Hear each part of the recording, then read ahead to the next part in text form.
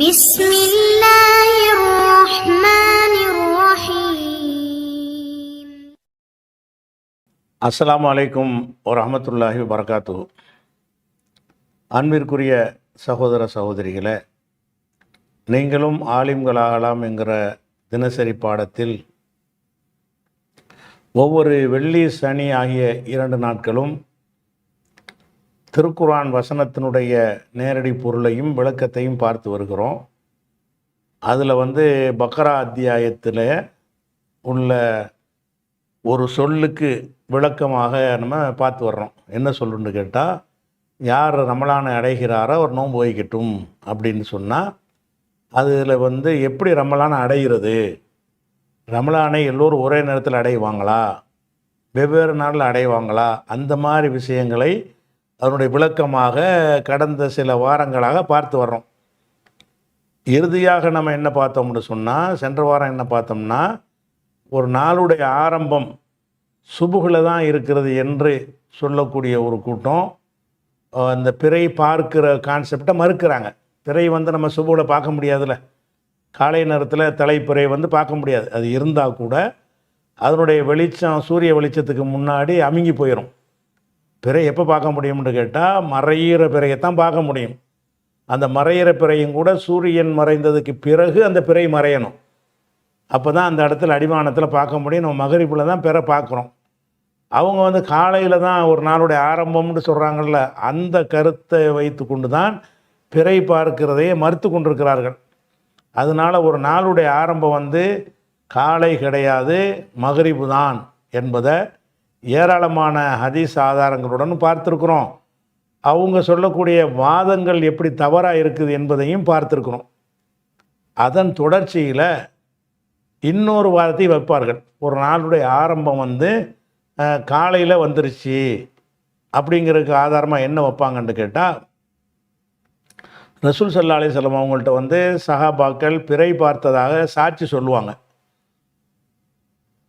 ஒரு ஹதீஸில் எப்படி வரும்னு கேட்டால், அதாவது ஒரு கூட்டம் என்ன செய்வாங்கன்னு கேட்டால், வாகன கூட்டம் என்ன செய்வாங்கன்னு கேட்டால், அன்னஹும் ரஅவுல் ஹிலால பில்லம்சி, நேற்றைய தினம் பிறை பார்த்ததாக சாட்சி சொன்னார்கள்.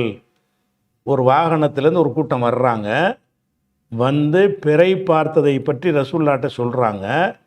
சொல்லும்போது என்ன சொல்கிறாங்கன்னா, நேற்று பிறை பார்த்தோம், நேற்றுங்கிற வார்த்தை யூஸ் பண்ணியிருக்கிறாங்க. அதே மாதிரி அபுதாவில் இன்னொரு ஹதீஸ் என்ன வருதுன்னு கேட்டால், 2 கிராமவாசிகள் வந்தார்கள், லஹல்லல் ஹிலால அம்சி அசியத்தன், நேற்று மாலை பிறை பார்த்தோம் என்று அந்த 2 பேரும் பார்த்ததாக சொன்னார்கள். அவங்களும் என்ன வார்த்தை யூஸ் பண்ணாங்கன்னா, நேற்றுங்கிற வார்த்தை யூஸ் பண்ணாங்க. அதே மாதிரி இப்னு மாஜாவில் வரக்கூடிய இன்னொரு ஹதீஸ் என்னன்னு கேட்டால், ஒரு வாகன கூட்டம் வந்தார்கள், அன்னஹும் ரஅவுல் ஹிலால பில்லம்சி, நேற்று பிறையை பார்த்தோம் என்று சொன்னார்கள். இந்த மாதிரி கருத்துப்பட சில ஹதீஸுகள் இருக்கிறது. இதை ஆதாரமாக வச்சு என்ன செய்கிறாங்கன்னு கேட்டால், ஒரு நாளுடைய ஆரம்பம் சுபுகு தான், மகரிபு கிடையாது அப்படிங்கிறதுக்கு இது ஒரு ஆதாரமாக காட்டுறாங்க. ஏன்னு கேட்டால், இப்போ நீங்கள் மகரிபில் பிறை பார்த்துட்டீங்க. அதாவது ஒரு வெள்ளிக்கிழமை மகரிபு வருது, அது சனியுடைய கணக்கில் நமக்கு வர, உலக கணக்கில் வெள்ளிக்கிழமை மகரிபில் நீங்கள் பிறையை பார்த்துட்டீங்க. பார்த்துட்டு காலையில் நீங்கள் சொல்கிறீங்க, சாட்சி காலையில் சொல்கிறீங்க. காலையில் சொல்லும்போது எப்படி சொல்லுவீங்க? நேற்றுன்னு சொல்கிறீங்க, இன்றுன்னு சொல்லலை. மகரிபிலேருந்து ஒரு நாள் ஆரம்பமாச்சின்னு சொன்னால் நீங்கள் பிறை பார்த்ததை பற்றி எப்படி சொல்லணும்? இன்றுன்னு தானே சொல்லணும். மகரிபு தான் நாள் ஆரம்பமாச்சில்ல, இன்றைக்கி தானே பிறை பார்த்துருக்குறாங்க. அப்போ இன்றைக்கு பார்த்தோம் என்று அவர்கள் சொல்லாமல் நேற்று பார்த்தோம்ங்கிறாங்க. அவங்க பார்த்தது எப்போ? மகரிபில் பார்க்குறாங்க. மகரிபில் பார்க்கும் பொழுது அப்போ மகரிபில் தான் நாள் ஆரம்பிச்சிரும்ல. நாள் ஆரம்பிச்சிட்டு சொன்னால் அது இன்று தான். இது மகரிபில் இருந்து அடுத்த மகரிபு வரைக்கும் இன்றுன்னு தான் சொல்லணும். அப்போ பிறை பார்த்தவர்கள் ரசூலுல்லாஹ்ட்ட சாட்சி சொல்லும் பொழுது அம்சிங்கிற வார்த்தை யூஸ் பண்ணுறாங்க. அம்சி என்றால் நேற்றுன்னு அர்த்தம். நேற்று பிறை பார்த்ததாக அதில் வருகிற காரணத்தினால் அப்போ நாள் என்ன செய்யலை, மகரிபில் மாறலை, நேற்றுன்னு தான் சொல்லப்படுது. மகரிபு வந்த பிறகு என்ன செய்கிறோம், அதை நேற்று கணக்கில் வைக்கிறோமே தவிர இன்று கணக்கில் நம்ம வைக்கலை. அப்படின்னா என்ன அர்த்தம்? மகரிபு வருகிறது, தேதி மாறவில்லை. நாள் வந்து இரவு மகரிபில் ஆரம்பிக்குதுன்னு சொன்னால் தேதி மாறிடணும். அப்போ மகரிபில் பிறை பார்த்ததை சுபுகில் வந்து சொன்னால் எப்படி சொல்லுவாங்க? இன்று பார்த்தோம்னு சொல்லணும். நேற்று பார்த்தோம்னு சொல்லியிருக்கிறாங்க. இது ஒரு பெரிய ஆதாரமாக காட்டுறாங்க. நேற்றுன்னு வருதில் காட்டுறாங்க. இது வந்து போதுமான அறிவு இல்லாமல் சொல்லக்கூடிய ஒரு வாதம். நேற்றுங்கிறது இருக்குது, அந்த நேற்றுங்கிறது எல்லா மொழிகள்லையும் 2 அர்த்தத்தில் பயன்படுத்துவாங்க. நேற்று என்பது வந்து இந்த நாள் நம்ம இருக்கிறோம்ல, இந்த நாள், இதுக்கு முதல் நாளை நேற்று என்று சொல்வார்கள். இதுதான் அதிகமாக பயன்படுத்தக்கூடியது. நாளைன்னு சொல்லுவது இப்போ இருக்கிறோம்ல, இதுக்கு அடுத்து வரக்கூடிய நாளை வந்து நாளைன்னு சொல்லுவாங்க.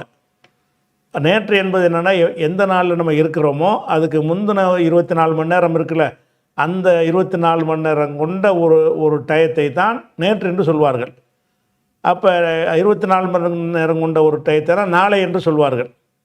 இந்த அர்த்தமும் நாளை என்பதற்கு இருக்கிறது. இந்த அர்த்தம் இல்லாமல் இப்போ நம்ம இருக்கிறோம்ல, இப்போ நம்ம வந்து இப்போ லொஹரில் இருக்கிறோன்னு வைங்க, இப்போ நீங்கள் இஷாவில் இருக்கிறீங்கன்னு வைங்க. இஷாவில் இருக்கும்போது அசரில் உள்ளதை பற்றி பேசும்பொழுது நேற்றுன்னு சொல்வார்கள். நேற்று என்றால் இப்போ இருக்கிற நேரத்துக்கு முந்தின்னு அர்த்தம்.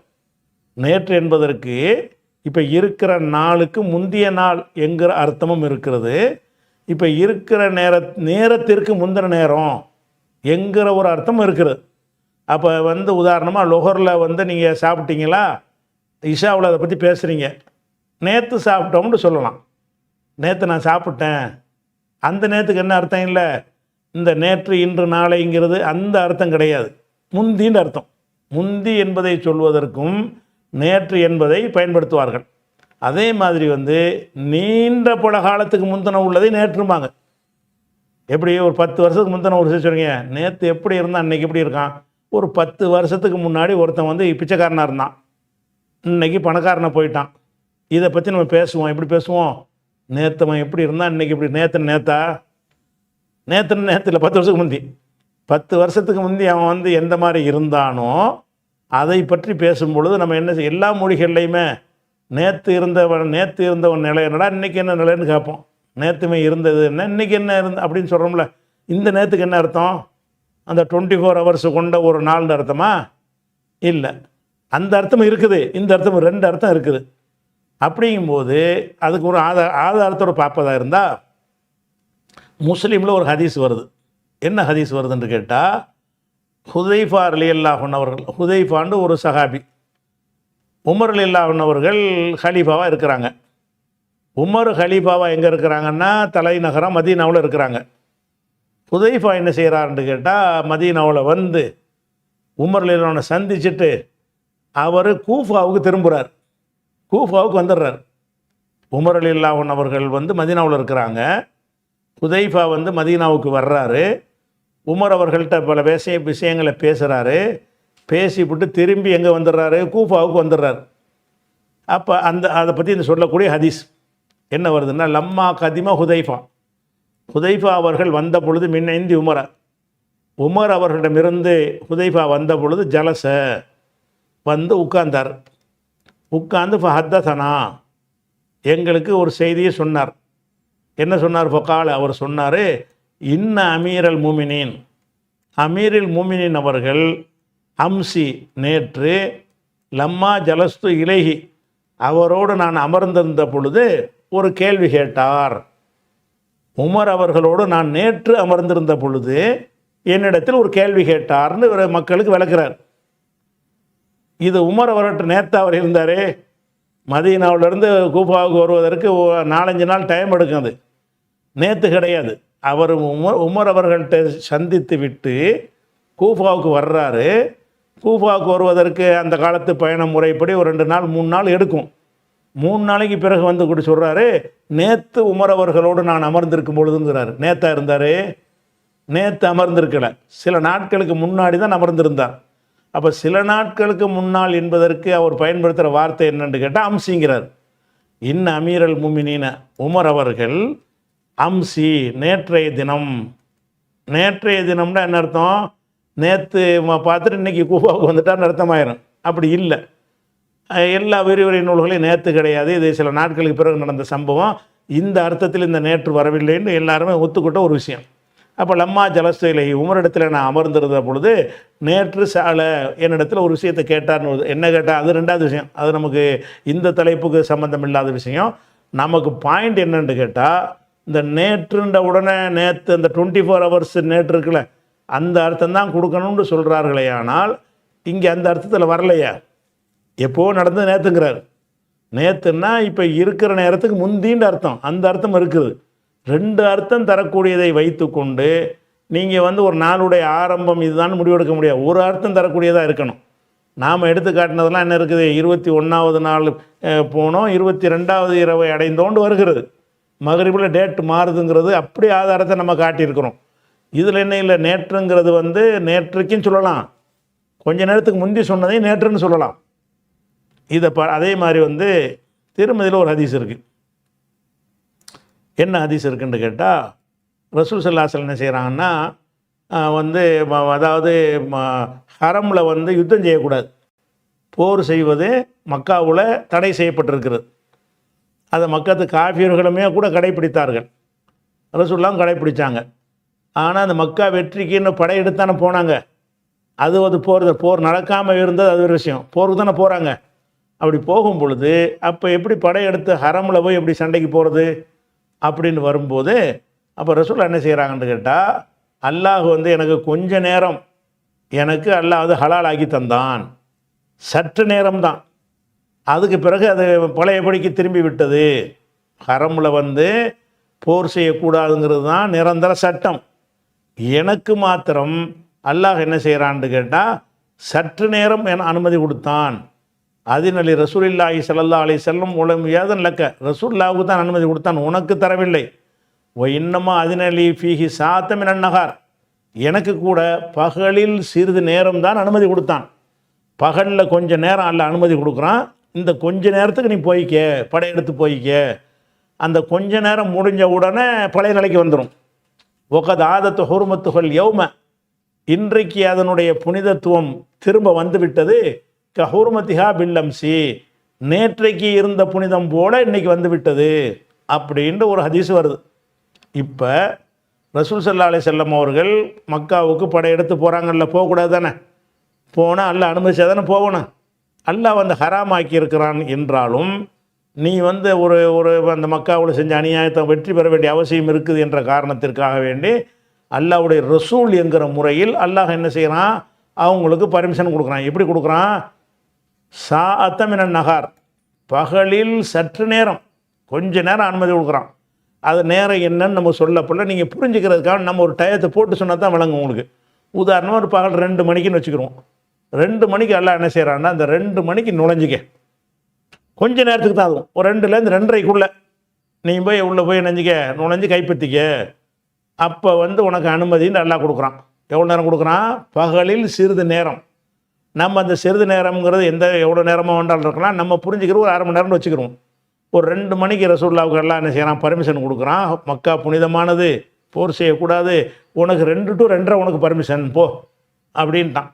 2 to 2:30 பர்மிஷன் சொன்னால் அப்போ அதுக்கு பின்னாடி பர்மிஷன் கிடையாது, அதுக்கு முன்னாடி பர்மிஷன் கிடையாது. அதுக்கு முன்னாடி அந்த 2 to 2:30 தவிர அதற்கு முந்தி உள்ள காலம் எல்லாமே அதனுடைய புனிதத்துவம் நீடித்தது. அதுக்கு பிந்தியும் 1/2 மணி நேரம் முடிஞ்சிருச்சுல, அதுக்கு பிந்தியும் அது புனிதமானதாக நீடிக்கிறதுன்னு அர்த்தம் வருது. இதை பற்றி ரசூலுல்லாஹ் என்ன சொல்கிறாங்கன்னு பாருங்கள். இன்னமா அதினலை ஃபீஹி சாத்தமின நகார், பகலில் சற்று நேரம் எனக்கு அல்லாஹ் அனுமதி கொடுத்தான். ஒக்கது ஆதத்து ஹுர்மத்துஹா, அதனுடைய ஹுர்மத் புனிதத்துவம் திரும்ப வந்துவிட்டது.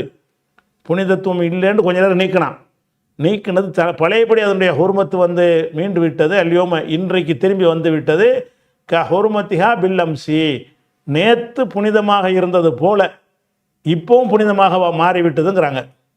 இப்போ நேற்று புனிதமாக இருந்துச்சு, 1/2 மணி நேரத்துக்கு முன்னாடி இன்றைக்கே புனிதமாக தான் இருந்துச்சு.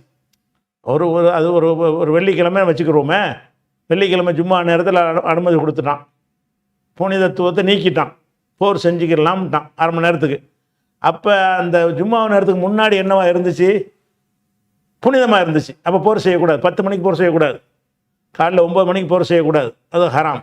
10 மணிக்கு செய்யக்கூடாது, 11க்கு செய்யக்கூடாது, 12க்கு செய்யக்கூடாது, 1க்கு செய்யக்கூடாது, 2 to 2:30 வரைக்கும் செய்யலாம் அப்படின்னு சொல்லப்பட்டால் அந்த புனிதம் நீக்கப்பட்டது சற்று நேரம் தானே தவிர ஒரு நாள் அளவுக்கு நீக்கப்படலை. ஆனால் ரசூல்லா என்ன செய்கிறாங்க, நேற்று புனிதமாக இருந்தது போல் இப்போ மறுபடியும் திரும்பி விட்டது.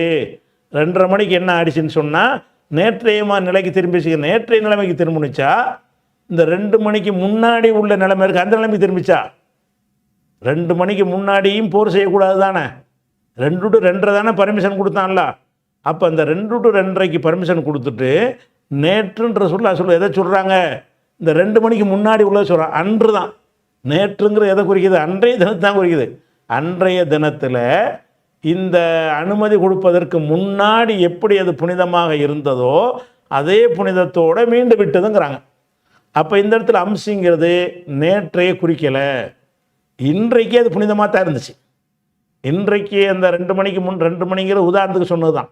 2 மணிக்கு முன்னாடி அந்த மக்காவுடைய புனிதத்துவம் இருந்து கொண்டு தான் இருந்தது. அப்போ இந்த 2 மணிக்கு முன்னாடி இன்னைக்கு புனிதமாக இருந்துச்சுல, அதே மாதிரி தான் இந்த 2:30 மணிக்கு பின்னாடியும் அது புனிதமாக இருக்கும்.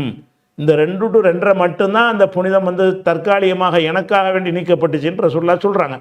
அப்போ அதில் பயன்படுத்தும் போது நேற்றுன்னு ஏன் சொன்னாங்க. அப்போ நேற்றுங்கிறது அந்த 24 hours உள்ள நேற்று கிடையாது, இதுக்கு முன்னாடின்னு அர்த்தம். நேற்றுன்னு அர்த்தம் இதற்கு முன் எப்படி அது புனிதமாக இருந்ததோ அது இன்றைய தேதியில் உள்ளது தான். அது இன்று என்பதைத்தான் அது குறிக்கிறது. ஆனால் அதுக்கு பயன்படுத்தின வார்த்தை நேற்று. அப்போ இந்த நேற்றுங்கிற வார்த்தையை வச்சுக்கிட்டு என்ன செய்யக்கூடாது, அது நேற்று என்பதிலிருந்து நாள் ஆரம்பமாகுதுன்னா அப்போ 12 மணிக்கு நாள் ஆரம்பமாகுமா? இப்போ இன்று தானே, அப்போ 2 மணிக்கு தான் நல்லா பர்மிஷன் கொடுக்குறான். அதுக்கு முந்தினதுலே நாள் மாறி அதுக்கு நேற்றுன்னு சொல்கிறாங்களே ஒரே நாள்லையே. உங்கள் கருத்து பிறகு சுபுலேருந்து நாள் ஆரம்பிச்சிருச்சுன்னு சொன்னால் அப்போ நான் நேற்றுன்னு இதை அது சொல்ல முடியாது, இன்று தானே சொல்ல முடியும். அப்போ இன்று என்கிற ஒரு விஷயத்தை சொல்லும் பொழுது நேற்று என்ற வார்த்தையால் சொல்கிறார்கள். எதனால் என்றால் நேற்று என்பதற்கு அப்படி ஒரு அர்த்தம் இருக்கிறது. எப்படி ஒரு அர்த்தம், இப்போ நம்ம எந்த நேரத்தில் இருக்கிறோமோ இதுக்கு முந்தி உள்ளது பூரா நேற்று தான். நீங்கள் காலைல 10 மணிக்கு இருக்கிறீங்களா, காலைல 9 மணி நேற்று தான், காலைல 8 மணிங்கிறது நேற்று தான். அந்த அர்த்தமும் நேற்றுக்கு இருக்கிறது. அல்லது 24 மணி நேரம் கொண்ட நாள் இருக்குல்ல, அந்த அர்த்தமும் நேற்று என்பதற்கு இருக்கிறது.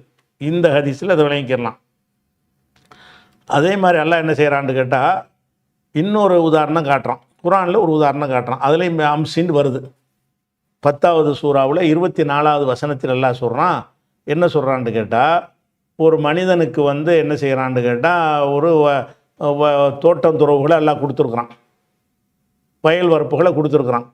அந்த இடம் காஞ்சி கட்டாந்தரையாக கிடக்குது. கிடந்த உடனே கட்டாந்தரையாக எப்போ இருக்குது, உதாரணமாக ஒரு ஜனவரி மாதம் புரிஞ்சுக்கிறதுக்காக ஒரு ஜனவரி மாதம் அல்லாஹ் ஒரு இடத்த ஒருத்தனுக்கு கொடுக்குறான். ஜனவரி மாதம் காய்ந்து கட்டாந்தரையாக அது இருக்கிறது. ஜனவரி மாதம் மழை பெய்யுது. மழை பெஞ்ச உடனே அதுலேருந்து புல்பூண்டுகள்லாம் முளைக்குது, பயிர்கள்லாம் விளையுது, செழிக்கிறது. ஜனவரி மாதத்தில் கடைசியில் பார்த்தா அது கொஞ்சம் நல்லா வளர்ந்துருக்குது. பிப்ரவரியில் இன்னும் கொஞ்சம் நல்லா வளர்ந்துருக்கிறது. மார்ச்சில் இன்னும் கொஞ்சம் நல்லா வளர்ந்துருக்கிறது. ஒரு 3 மாத பயிருன்னு சொன்னால் 3 மாதத்தை வச்சுக்கிறோங்க. ஒரு 6 மாத பயிருன்னா ஒரு 6 மாதத்தை கூட சேர்த்துக்கிறோங்க. இப்படி ஜனவரி, பிப்ரவரி, மார்ச், ஏப்ரல், மே, ஜூன், ஜூலையில் பார்த்தா நல்லா நாளைக்கு அறுக்கலாம்ங்கிற அளவுக்கு வளர்ந்து நிற்கிறது. இந்த மாதிரி ஒரு பயிர் வளர்ந்த பிறகு திடீரென்று ஒரு புயற்காற்று அதை கம்ப்ளீட்டாக அழிச்சிருச்சு. நாளைக்கு நம்ம அறுவடை செய்யலாம்னு நினச்சிக்கிட்டு அவன் படுக்க போகிறான். காலைல பார்த்தா ஒன்றையுமே காணாம்.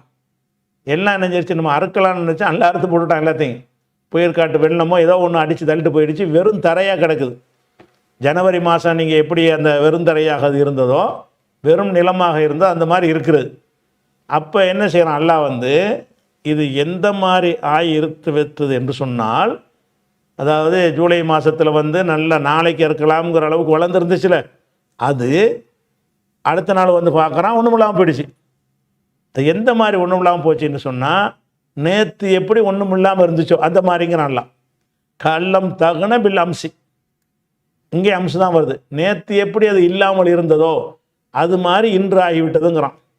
இந்த இடத்துல நேற்றுக்கு என்ன அர்த்தம், நேற்று தான் நல்லா தானே இருந்துச்சு, 6 மாதமாக நல்லாவில் இருந்துச்சு, அது பயிராவில் இருந்துச்சு. அதான் 6 மாதத்துக்கு பிறகு அழிஞ்சு போச்சு. 6 மாதத்துக்கு பிந்தி தான் அது வந்து காய்ந்த ஒரு தரையாக இருந்தது. 6 மாதத்துக்கு முந்திங்கிறதுக்கு நேற்றுங்கிறான்லாம். நீ 6 மாதத்துக்கு முன்னாடி எப்படி உனக்கு அந்த கட்டாந்தரை அந்த நிலைமை இருந்துச்சோ அந்த மாதிரி இன்றைக்கி ஆயிடுச்சுப்பான்னு சொல்வதற்கு எல்லாம் என்ன வார்த்தையை போடுறான்னா, நேற்று இருந்தது போல் இன்றைக்கி ஆயிடுச்சு அப்படின்னு சொல்கிறான். இந்த நேற்றுக்கு என்ன அர்த்தம்? 24 ஹவர்ஸ் நேற்று கிடையாது. அதனால் நேற்று பிறையை பார்த்தோம் அப்படிங்கிற வாதத்தை வைத்து கொண்டு என்ன செய்யக்கூடாது, நாளுடைய துவக்கம்னு சொல்லக்கூடாது. அது போக இன்னொன்னையும் பார்க்கணும். அதாவது நம்ம பிறை பார்க்குறோம். பிறை பார்க்கும் பொழுது பார்ப்பதற்கான முஸ்தீவு எடுத்து கொண்டிருக்கும் பொழுது நம்ம நேற்றில் தான் இருக்கிறோம். அதாவது மகரிபில் நாள் ஆரம்பிச்சிருச்சு, அடுத்த மகரிபில் பிறையை பார்த்தோம் என்று நம்ம கன்ஃபார்ம் ஆகிற வரைக்கும் நம்ம நேற்றில் தான் இருந்துக்கிட்டு இருக்கிறோம்.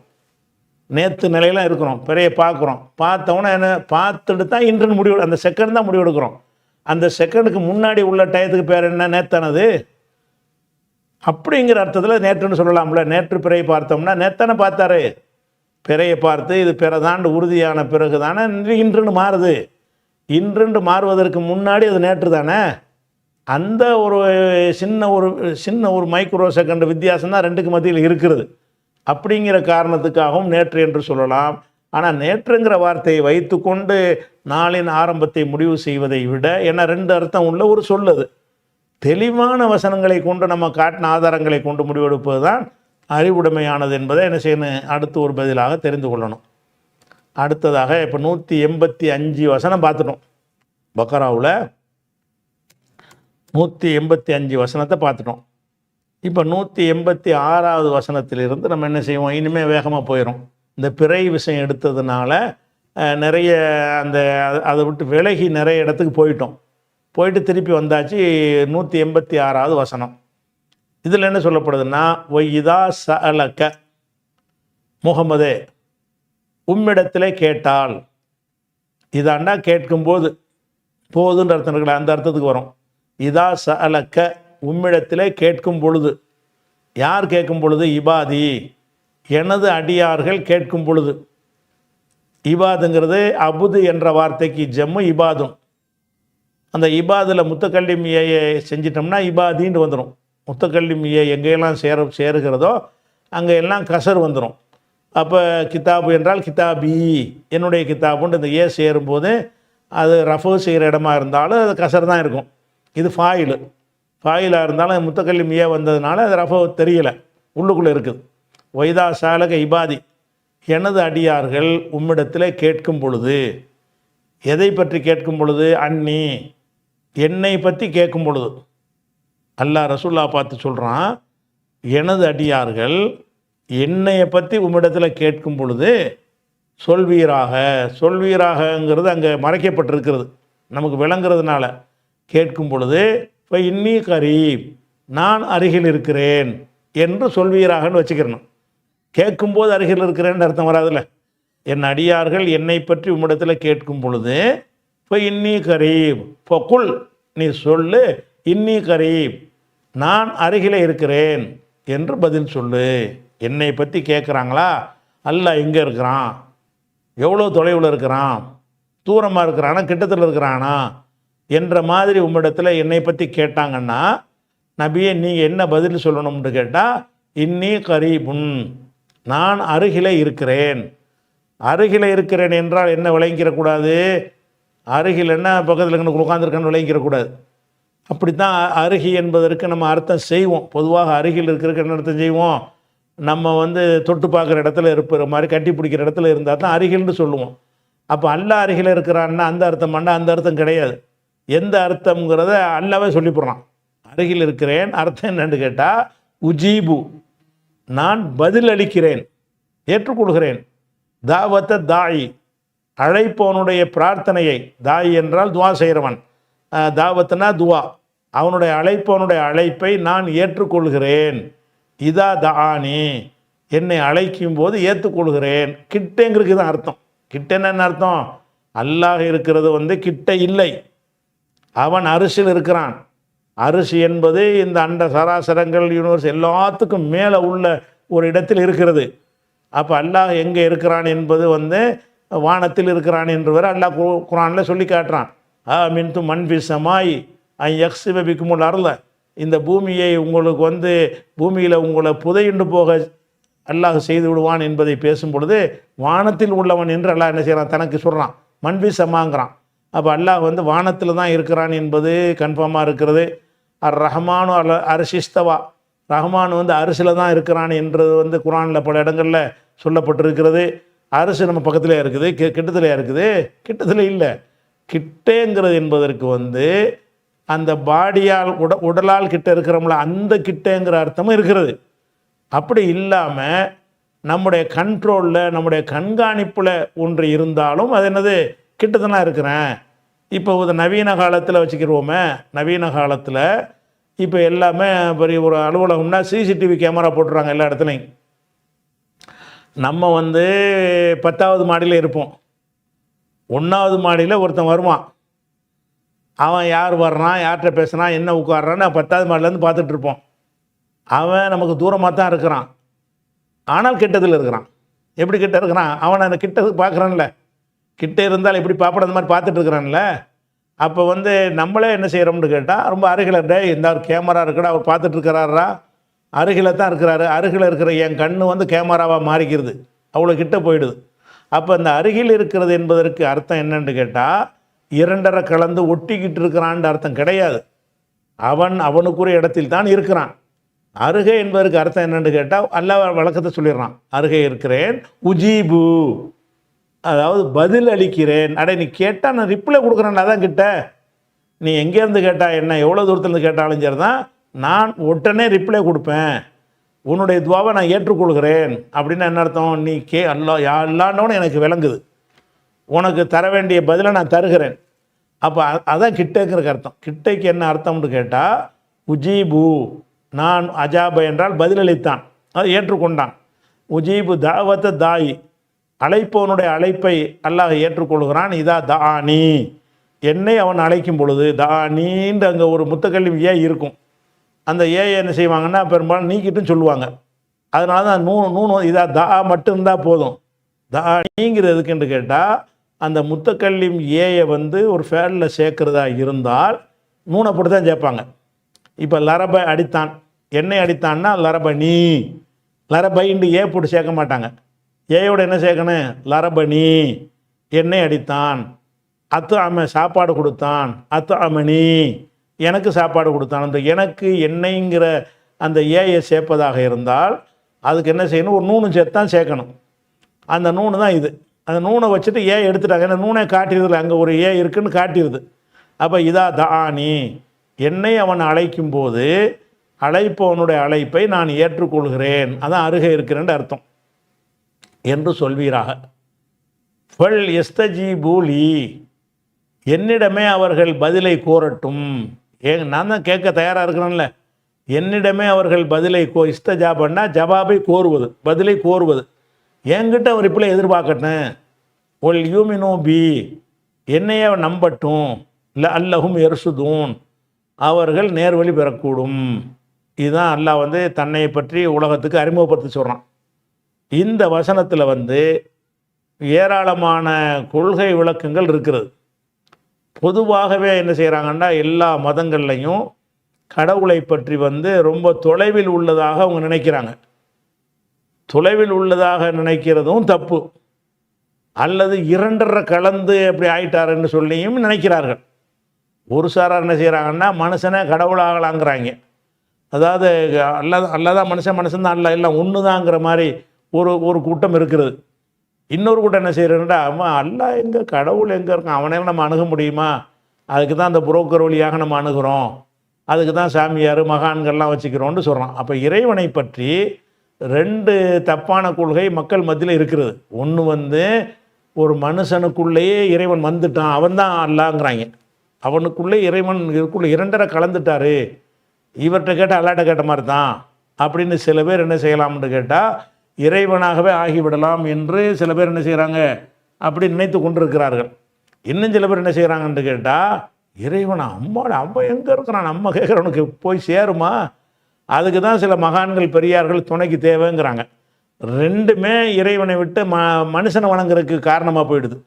இறைவன் அருகே இருக்கிறான்னு சொன்னாலும் இறைவனை விட்டுட்டு மனுஷன்ட்ட போயிடுறான். இறைவன் தொலைவில் இருந்தாலும் தொலைவில் இருக்கிறவன் நம்ம எப்படி வணங்குறதுன்னு போயிடுறான். அல்லாஹ் என்ன செய்கிறான், அந்த கொள்கை எவ்வளோ அழகாக இப்போ பிரிக்கிறான்னு கேட்டால், அருகே தூரத்தில் இல்லைடான்னு முதல்ல பதில் கொடுக்குறான். தூரத்தில் கிடையாது. அல்லாஹ் என்ன இல்லை, தூரத்தில் கிடையாது. கரீபுன்னா நீ சொல்கிற கரீபு கிடையாது.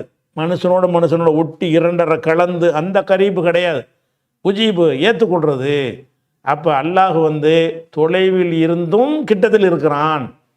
தொலைவில் வந்து என்ன செய்கிறது, அந்த ஃபிசிக்கலாக வந்து தொலைவில் இருக்கிறான். சிந்தனையால் கண்காணிப்பினால் அருகில் இருக்கிறான்.